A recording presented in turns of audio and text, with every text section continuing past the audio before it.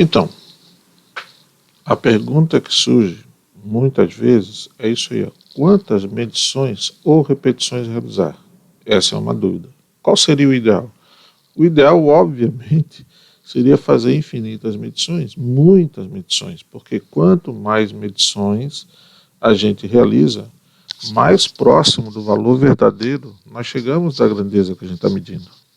Só que isso na prática é inviável. Nós não temos tempo para estar fazendo 3, 40, 50, 6, 100 repetições. Então, o problema é como resolver isso, né? Agora, uma coisa é verdade.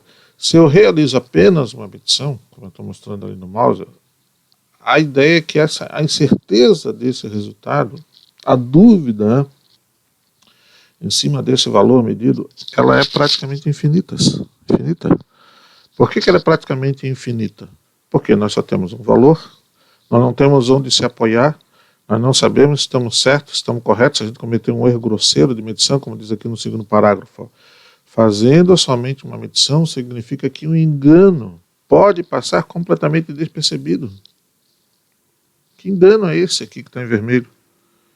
Eu operar mal o instrumento, por mais que eu tenha experiência, dê um pico de tensão na rede, isso afeta o resultado, vibração no ambiente, qualquer coisa pode naquele momento atrapalhar a minha medição. Então, se eu tenho valor só, eu não tenho uma referência, eu vou me apoiar onde? Se o valor está certo, se o valor não está certo, está adequado, não está adequado. Agora, se eu faço mais uma medição e elas continuam, ou elas não concordam, na verdade, uma deu aqui, a outra deu lá longe, o que acontece? Eu vou continuar ficando na dúvida. Ainda como diz aqui o texto, você e eu podemos permanecer ainda não sabendo qual é o valor errado, ou qual de dois está correto. Mas se eu faço 3 medições, olha só, 3 medições, 2 concordam, enquanto a terceira está bem diferente, você pode até suspeitar daquela terceira. Existem técnicas estatísticas aí, teste de Grubes, teste de Snellecor, teste de Dixon, para poder eliminar valores muito aleatórios, valores que chamam de outliers, os valores mentirosos, né? Então o ideal é eliminar esses valores, claro, mas eu só vou ter essa segurança quando eu faço no mínimo 3 repetições, que seria o ideal. Só que isso ainda em alguns casos é muito grande. Para muitos laboratórios fazer 3 repetições, para alguma empresa fazer 3 repetições ainda é um número de repetições extremamente grande, né? É grande. E o que fazer então, né?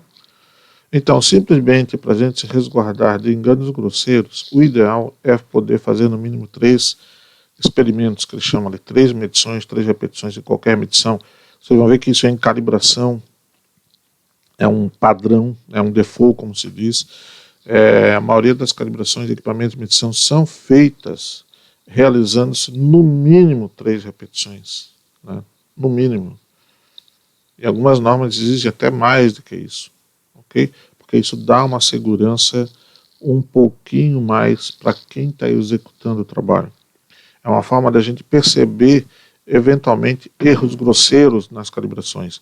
Eu que já fiz muita calibração ali em campo, no dia a dia, quantas vezes aconteceu isso? Faz uma comparação padrão com instrumento, padrão com instrumento, padrão com instrumento, e um dos valores está muito longe dos demais. O que se faz? Repete. Faz mais uma vez, para verificar se aquilo é um padrão normal ou se tinha alguma coisa estranha. E eu acho que em 99% dos casos, realmente eu expurguei algum valor, joguei fora algum valor, porque aquele valor foi até de repente um erro de registro, como falei, um pico de tensão de rede, algum problema que aconteceu ali naquela medição e que atrapalhou o resultado. Então, quando você puder fazer, se você puder fazer 2 medições, 2 repetições, é melhor do que uma. Se você puder fazer 3, é muito melhor do que 2. Se você puder fazer 4, é claro que é muito melhor do que 3, mas 3 já é um bom número, já nos dá uma boa segurança.